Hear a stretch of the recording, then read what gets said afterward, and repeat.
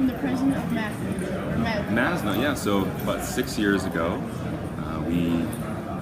I was in the hobby, and I wanted to get more involved. And I came to the show, and I met all the great people who were running the show. And I said, well, I have some spare time, and I started off at the base. Slowly made my way up. So I was re-elected yesterday. And if you've been to a MACNA, you've probably seen the hat in the last 7 years, walking around, jumping up and down, being happy. And it's just, I like to contribute back to the hobby. I do this professionally and do it for fun. How is this year's MACNA going for you? You know, here in California, there's a lot of people that have never been to a MACNA. And by bringing it out here, we have the ability to reach out to those people. And we've seen a lot of new faces and a lot of people enjoying our one-day passes and just our 3-day passes. And we get a lot of new visitors. And I think there's going to be a lot of happy Californians coming out to the MACNA. And I see some familiar faces right behind the camera here. And there's a great group of people who come every year, no matter where it is, because we always have a fun time. There's a great group of Californians. So thank you to the Californians or the people from Utah. I'm not sure what are they called, but where are you from? I forget. Ohio. It's come a long way. For young people watching, can you tell me a little bit about your PhD? My PhD, so I used to work in aquariums professionally, and I do it for fun. And I realized when working in aquariums professionally and home, all of the hobbyists, people don't know a lot about how disease spreads from maybe the store to a hobbyist and then to another hobbyist. And so I look at the steps that are in place or not in place to prevent that disease from moving from the hobbyist to the hobbyist, or the store or the store to the hobbyist. And then I ask hobbyists, I say, what do you do when your fish, with your fish when they're sick? Do you treat them, or do you give them away? Don't do that. Don't give away sick fish. Try to treat them. And worst of all, unfortunately, some people give up and they might release their fish into the ocean. So we wanted to make sure that people weren't releasing their fish, and if they were, how many. And I know one little thing of advice that you give for a lot of young aquariums is when you're getting your first tank, always get 2. Can you tell me a little bit about that? So there's no such thing. This is for anyone, whether they're 12 years old or if they're 80 years old. There's no such thing as your first tank, only your first 2 tanks. You should always have a quarantine tank. So when you go to that store and they try to sell you that BioCube or whatever, you can also get a quarantine tank. And a small investment right then and there will allow you to quarantine those fish and protect your nice display tank. Alright, so we're going to play a quick game called Fast 5. Fast 5, okay, can't look at questions. Alright, are you ready? Yeah, I'm ready. You have to answer this as quick as you can. Okay. Favorite coral? Favorite coral? Oh, it's some sort of brain coral, especially the big ones that are like bigger than humans, as big as a boat. Favorite fish? Favorite fish? It's a temperate water fish. It's a type of greenling. It's called. I only know the scientific name. Now I know too. Hexagrammus lygocephalus. For those of you who want to go look it up, and there's all the greenlings. Anything that perches, any of the fish that perch and just like move their eyes back and forth. You know, they look at you, and then they just go away. You're like, okay, that's my favorite fish. Any of those fish. Favorite invert? Favorite. Any of the gorgonians, like sea fans, and I think. You look at Two Little Fishies booth or any of Julian Sprung's previous talks, or look at Julian's personal tank. He's got a lot of sea fans in there, just swaying back and forth, and I think that would definitely be my favorite invertebrate. And favorite snorkel or scuba suit? Well, because I've worked in aquariums professionally and I've been a hobbyist, I have more than 300 or 400 dives. And so for me, it's just the next one. I always look forward to where I'm going next, and so there's different places all over the world, and I think it's always just that next dive or the next snorkel. And how many years have you been in the hobby? I joined the hobby in 2004, so 12 years. What year were you born? 2004 when he was born. Yep. Stay in school. Stay in school. That's my other advice. Cool, thanks. So much for your time. You're welcome. Thank you very much.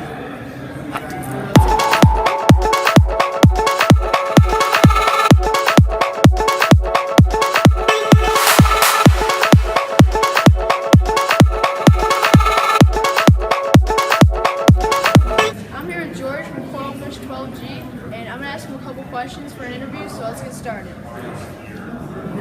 So first off, George, what is the mission of your YouTube channel? So the mission of my YouTube channel is to inspire young kids just like you and really all people of all ages to enter the reef aquarium hobby. I think I attract not only reef aquarists to my videos, but also people that could be potential reef aquarists. So what I do is I try to make the videos fun and entertaining, so that the hobby appeals to people, to inspire people to either join it or to pursue it further. So next, what is your advice for new YouTubers that want to capture amazing images with photography? My best advice would be to just keep working, because no photographer, no videographer, and no YouTuber starts being a great one right when they start. It takes a lot of time. I started right about your age, and you can even go back to my old videos, and they were not the best. And so I've come a long way. And if you just keep working at it, you'll start learning more and more tips and tricks to make your videos better. So kind of over time, you'll just kind of learn through experience. Can you explain to me a little bit about your website and your future plans for selling products and lifestyle? Yeah, so coilfish12d.com is about to become an online retailer for aquarium goods. I'll be doing lots of product reviews coming up where I'll be able to demo a lot of the products I'll be selling. But yeah, right now I sell my gel filters, which help filter out the glue for reef aquarium photography and videography.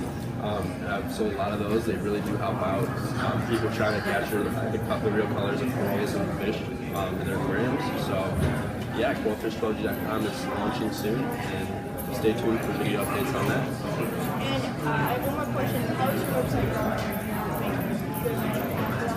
Yeah, so everything I do with coilfish12d is really because I love it.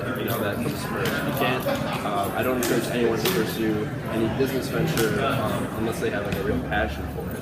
And so I love reef aquariums, helping people choose aquarium products, and giving people advice, teaching people, inspiring people, different products, tanks, all those sorts of things. Is really what's cultivated together for me to want to do this. Know it as a business. Now, it will be launching soon. It hasn't launched yet. Maybe by the time you edit this video and it's up, it might be live. But yeah, it'll be doing well as soon as I launch it. And last, we're going to play a little game. Okay. So I did it usually in sprung too. That's cool. So it's called Fast Five. I'm going to ask you 5 questions, and you have to answer as fast as you can. As fast as I can. As fast as you can. Ready? Here we go. Favorite color? Cycle. Favorite fish? Poundfish. Favorite food? I'd say Favorite superhero? Four keys. Almost 10. Gosh. I'm the dinosaur. I'm becoming the dinosaur. My charm is wearing off, and you are the future. I'm the best at this point. Yeah, man, absolutely. Keep working on your videos, and keep doing what you're doing. I really admire your passion for hobby. I still allow myself to do so. Make sure to check out his website. It will be in the link in the description. So thank you for your time.